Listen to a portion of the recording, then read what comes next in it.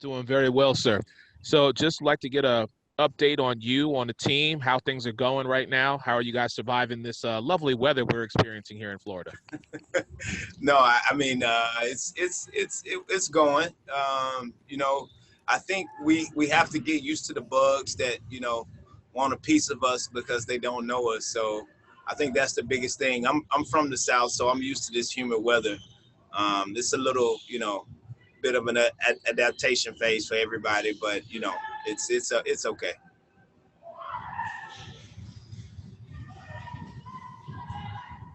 So looking at practice today, Coach, how do you think things went? And now that we know the schedule has dropped and you've seen how you're basically going up against your teams, just what's your outlook? No, I think it's interesting because we have I think 10 games where we have a day off uh, between each game, and we knew it was going to be challenging, but to actually see it on paper is really something. So we're trying to accomplish as much as we can as far as language and rhythm of play, where we can put pressure on their legs and pressure on their bodies, because we know the season is gonna it's going to be a lot of film work and things like that. But we're excited for the season. We're excited for all the challenges. We got a chance to. Today was the first chance we got a actual practice on the game floor. What is going to be the game floor? So to get that, in, and to get a rhythm of the baskets and spots on the floor that we like, it was actually pretty interesting and pretty good for us. So it was a spirited practice because I think everybody was pretty excited about being on the floor. Okay, thank you, Eric. We'll have Dylan Manfrey up next. Hi, Coach. Thank you for taking my question. So my question is on Stella Johnson, who you recently signed. What really impressed you most about her, and how long has she really been on your radar? She's been on our radar, I would say, since what would have been the second half of the season, right before their conference started. I couldn't say she was on our radar as a junior, but the fact that she was leading the league in scoring and she was pretty consistent those last 14 games, last 13 games of the year. We paid attention to her. The fact that she has a WNBA body, she seems to have WNBA toughness. She's really strong for a guard. So and she's efficient for the amount, for her usage rate. We thought that she was pretty good, but once we saw that we couldn't get her because Phoenix they took her in the draft, then we had to focus elsewhere. But she's somebody that's been on our radar for some time, and we like her so far here in camp. Really humble, mild person, but has a tenacity on defense that we really like. When she was cut by Phoenix, what was your initial reaction? Did you say to yourself, like, okay, let's try and jump on her and get her? No, actually, we had our team. It just worked out where unfortunately, we got a chance to look at her because of the COVID case for Sid, COVID-19 case for Sydney. And so she popped. She was somebody that we initially said, hey, this is somebody that we can bring into camp next year. But once it looked like we were able to get a hardship for Sydney, then we said, why not get a look at her this year? Mm-hmm. Thank you, Coach. Jake Meister. Hey, Coach, how you doing? All right, how you doing, Jake? Pretty good. So obviously with the schedule coming out yesterday, opening against Las Vegas, what are you most looking forward to in that game? Obviously a rematch from the playoffs last year. I'm just looking forward to us playing basketball. This is a new year, so we're not really focused on anything that happened last year. We just want to get off to a good start. I'm more reminiscent of our first game last year against Minnesota, where I didn't think we were physically ready. So we just want to make sure we don't make that same mistake and we come out with a high level of play and a high intensity and, ready to get to our spot. So that's what I'm thinking about more of is, us getting off to a good start and being ready to play WNBA basketball from the beginning. Appreciate it. Thanks. Charles Hallman. Jane, how you doing? How you doing, Charles? Good to hear All from right, Jonell had a girl in October. you. You said what? Jonell, my son, had a girl in October. Congratulations on being a new granddad to I'm sure it's a beautiful baby. Thanks very much. Just in terms of the shortness of the training camp and in a normal season, this would be in the middle of the season. Do you have any concerns the players may do too much to get themselves ready, or you may do too much to get things ready in the sense of trying to do things so quickly, preparing for a season? That's always in the back of your head, especially if it's someone like myself. You know, you always try to find that balance, and it always kind of, you know, I guess concerns you because we have a youthful team, but we do have veterans on this team, so we don't want to strike a balance as far as getting them ready with a sense of urgency, but we also want to pay attention to their health and you know, listen to their bodies and what it's telling us. So we have some protocols in place where we see what we're doing and how much we're pushing them, and so we don't want to, you know, we know I just heard Rome wasn't built in a day. I keep hearing that, so but I want to still have a sense of urgency, but I don't want to put it in a place where we set ourselves back because we're recovering from injury or anything like that. So we just have to be smart about it. What haven't asked of you about your team this year that you want to talk about regarding of what they can do better or do that wasn't done last year? I think we can. I mean, I think the key for us is going to be how well we take care of the ball offensively. I think that's one thing that we want to make sure that we're doing. I think if we're not giving teams easy runouts or giving teams easy opportunities or extra possessions, I think it's going to make us an even better team. So we can talk about things defensively, but I think offensively, us, you know, taking care of the ball and us protecting the paint on defense are probably the two main things. Thanks, Coach. Good luck this season. Thank you. Thank you so much. And we'll take one more question for James from Aaron Walling.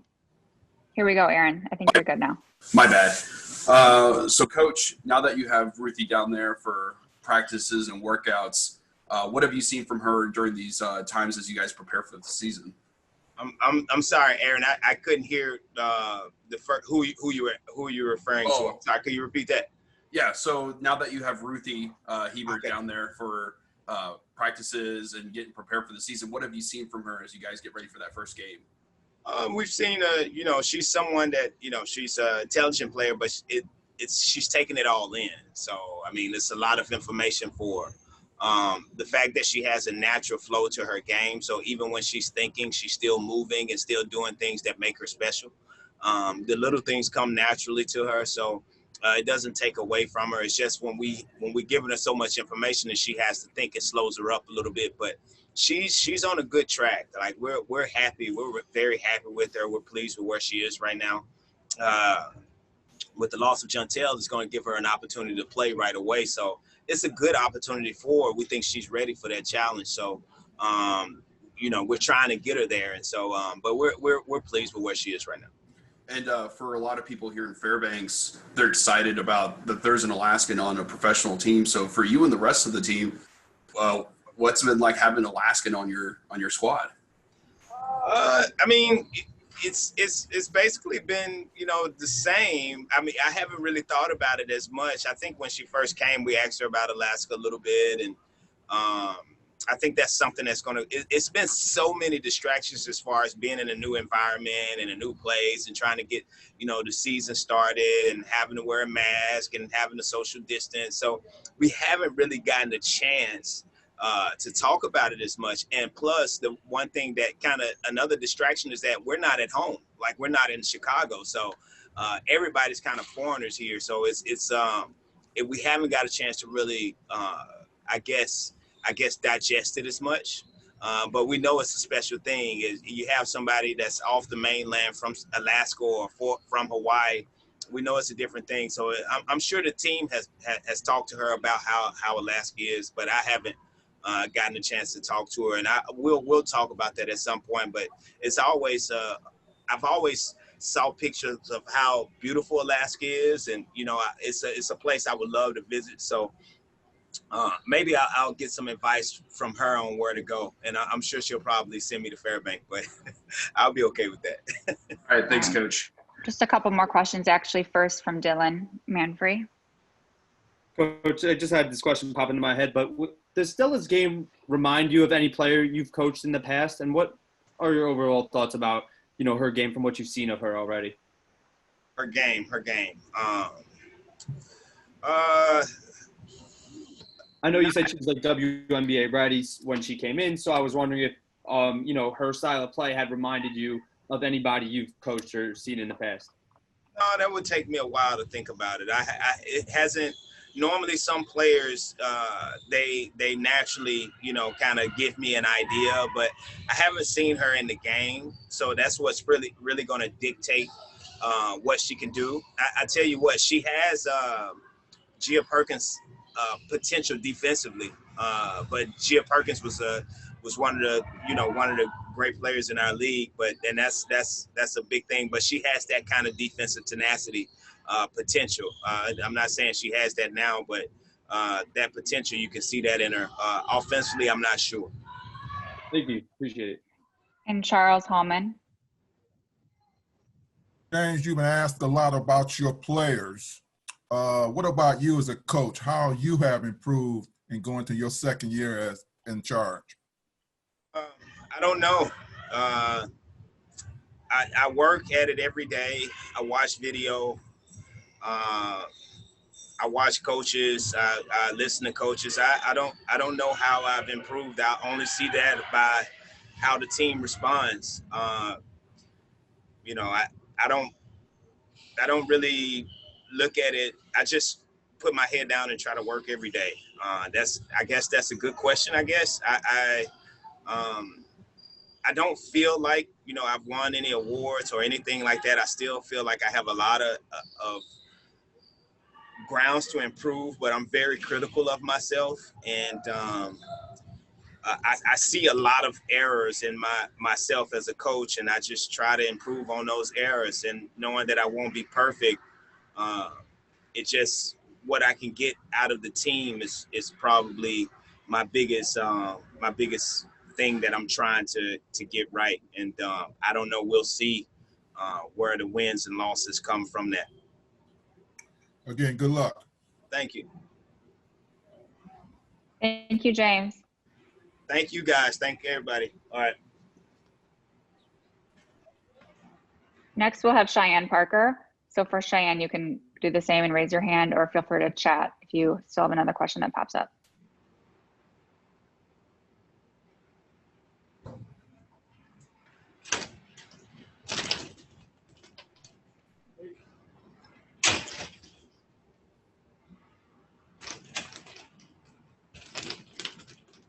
Here. Bow. What's Cheyenne, happening? thank you. Let's start you off with telling us how your first week has been in Florida. My first week has been pretty good. It's been an adjustment just being in this heat. I naturally sweat a lot, so I just have to kind of make sure I'm hydrating a little bit extra. Riding my bike, to the gym and stuff. It's really hot outside, but it's been fun. It's been a good first week. Just excited to be back with the squad. Okay, great. And first question will go to Charles.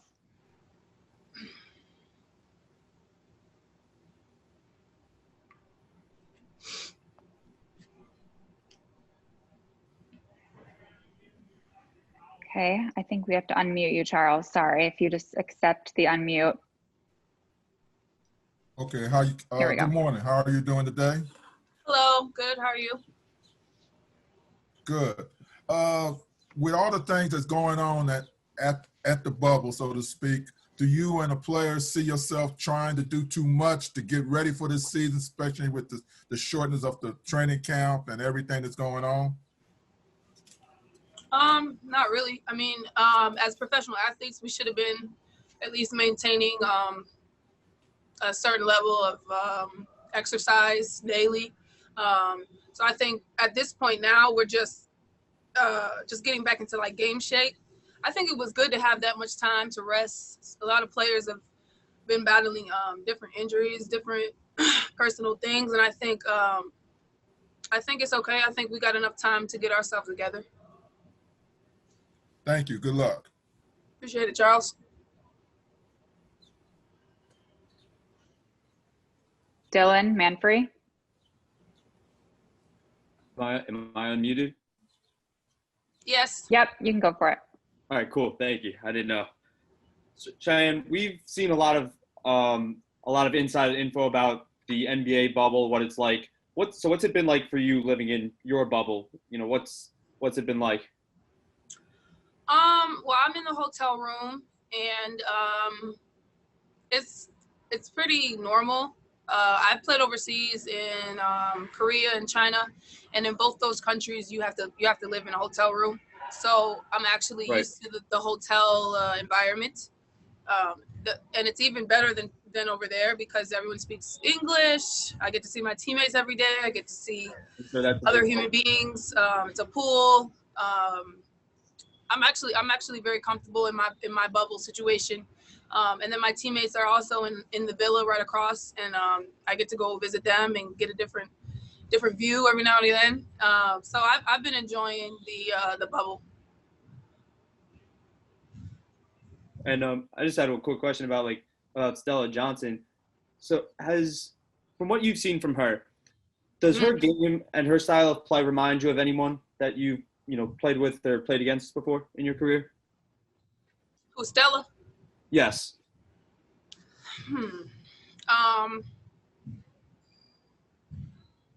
Stella is very aggressive. I love how she crashes the boards, and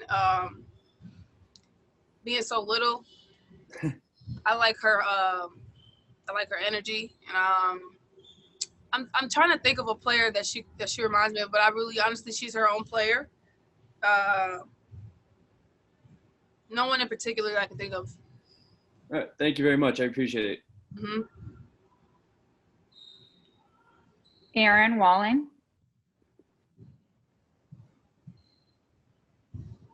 All right, can you guys hear me? Yep, we can hear you. All right. So my question would be is now that you guys have Ruthie down there, what have you seen from her as she transitions her game to the pro game? Man, I love Ruthie. I love her. Just everything that she brings to the team is great. I love her personality and how she's picking up very, very fast on the plays, the lingo, just the team's camaraderie. I think that's the word. Ruthie's doing a really great job. I think that she's going to fit into this system really well. She's got a great attitude, and she's just continuing to get better every day. And my other question would be is that when she got drafted by you guys gained thousands of fans here in Fairbanks, Alaska. So what's it mean to that your guys' reach is not just, in the lower 48, but in other states outside of that? Yeah, it's dope. I'm a fan of Alaska myself. My family's always loved Alaska, and I think Steph and I were actually talking about taking a trip to Alaska before we even knew we were going to have an Alaskan teammate. So it's really dope that she's from Alaska and that we have a new fan group over that way. I think that's really exciting, and I'm excited to go visit her. Like, we already told her we're coming. So. All right, thanks.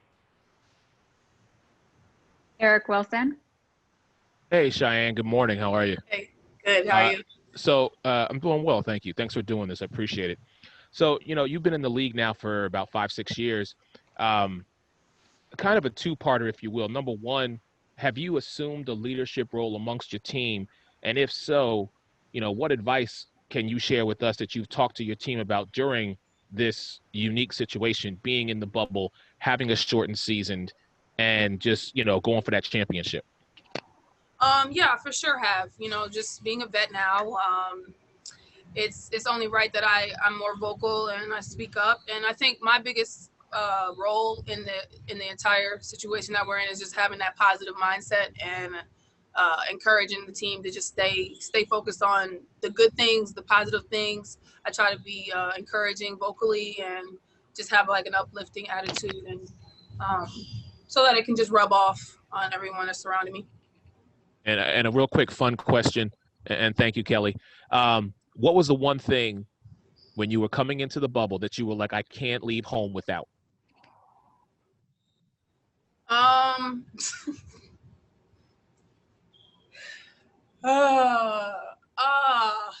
You know, honestly, I can't even say. Okay. It's kind of personal. I got you. All right, fair All enough. right. Thank you.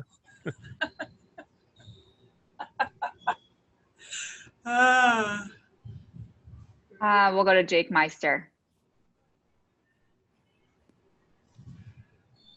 Can you guys hear me?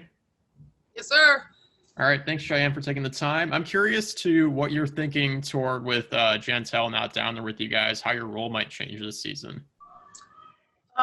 You know, well, the season ended with Jantel being out, so my role definitely increased at the end of this season, and I think it's just going to carry on into this year. And I think my mindset since the beginning of last year is just to make sure that I'm ready to step up and to make sure that I'm doing the best I can to fulfill the role that Jantel, because Jantel is she's more of a vocal leader than anything, and just not having her voice around in practice or in timeouts is going to be the toughest thing for us to readjust to. So I think the biggest part is like the vocal side of things and just having the experience, that type of leadership. So as far as on the court, I'm going to continue to learn and do what James needs me to do offensively and defensively. Thank you. Last question for Cheyenne will be Charles Hallman. Anything you haven't been asked that you want to talk about regarding coming into this season? I can leave with like a final statement.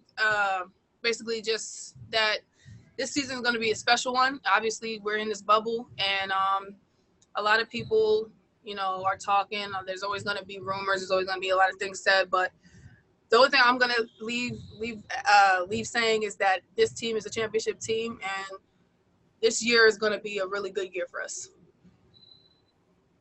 Thank you and good luck. Thank you. Thanks, Cheyenne. Thanks, Boo. Bye. Bye. Oh, that camera thing is lit. Oh, go ahead, Boo.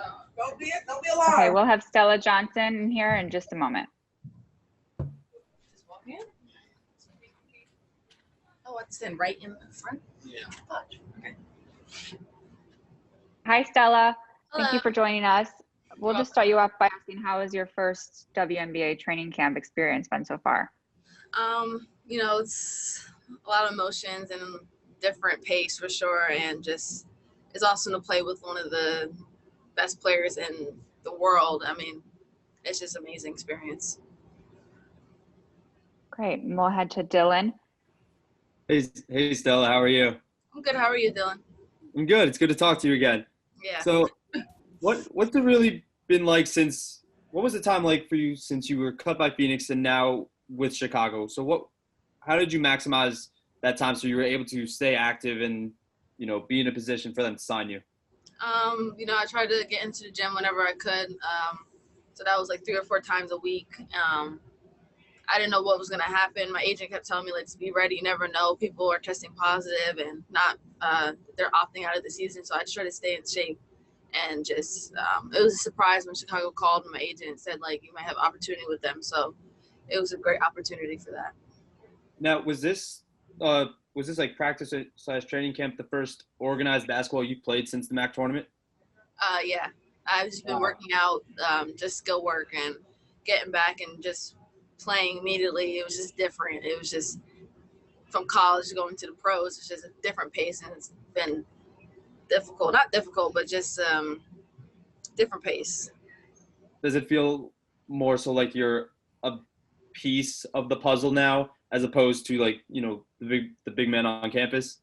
I don't know. I will have to see about that. It's just I'm just taking orders from Slew and Quigley and just trying to follow pace and everything. And yeah. Right. Thank you. Eric Wilson. Hey, Stella, thanks for doing this. I appreciate it. So can you just speak about, life in the bubble?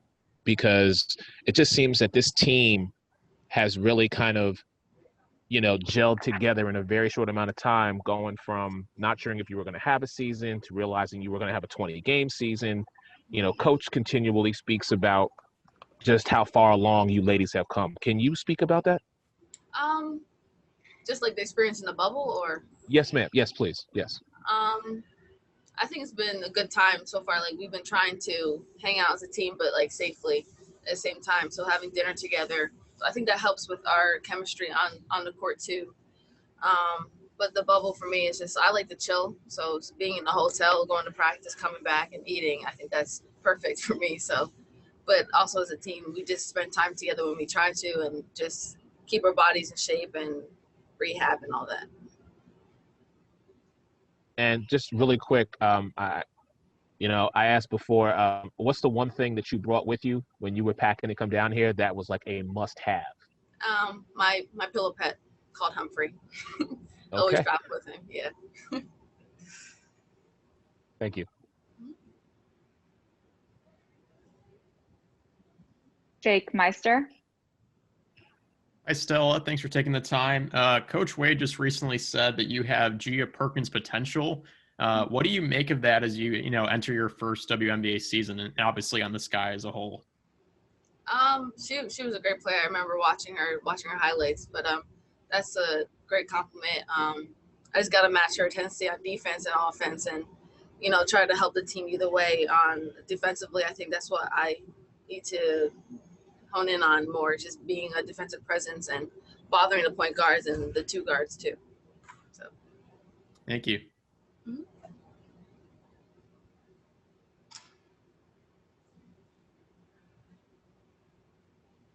All right, Aaron Walling. Hey, Stella. So my question would be, you're one of the fresh faces along with Ruthie. What's something that you guys been doing to get prepared for that first game?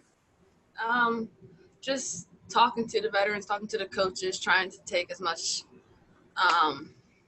of their advice in, just always asking them questions and looking at film. I know me and Ruthie always talk after practice about how we could do something better or how this was, and you try to compare our notes together. So it's just watching film with the coaches and then asking Sloot or Quigley and Diamond DeShields what I need to do better, or how did they defend this, or how did they read this screen. So yeah. And when you got that call that the Chicago Sky was wanting to bring you on board, what was going through your mind? I was just shocked. I was kind of happy, and I told my mom, she was really happy, and I just shocked still to be here. All right, thanks. Maddie Kenny. Hi, Stella. You kind of already mentioned working with the veteran backcourt that the Sky have. How can that benefit you in terms of development, transitioning into the WNBA, and just are there any anecdotes you can share about your interactions with them? The first practice, I went up to Sloot after every play that she did, and I tried to take her advice, and she's one of the best point guards in the league. So just copying what she does and mimicking what she does, and reading off the screens and coming off the screens, and then also talking to Quigley, how she reads the screens, comes off of it, always has an open shot. It's just amazing opportunity just to be taught by them. So yeah. Mm-hmm. And then when you were looking at, the Sky's roster after you got the call from your agent, was that something that piqued your interest even more in this team, knowing that you were going to learn from an established backcourt who has done so many things in this league already? Yeah, I always go on Instagram and see Sloot's passes, or Quigley always winning the 3-point contest, and Diamond DeShields. I always watch these players in college, and just being on the court with them and being able to play with them, it's just an amazing opportunity. Mm-hmm. Thank you. I appreciate it. We'll head back to you, Eric. Thank you. Just one quick question I wanted to ask you. Can you speak to one aspect of your game that you're working on right now to get yourself prepared for this season? I would just say leading a team. I'm a young point guard, and it's a new spot, so it's just coming off of that. I think that's just reading the screens and playing the plays, calling the plays. I think that's what I'm working on the most.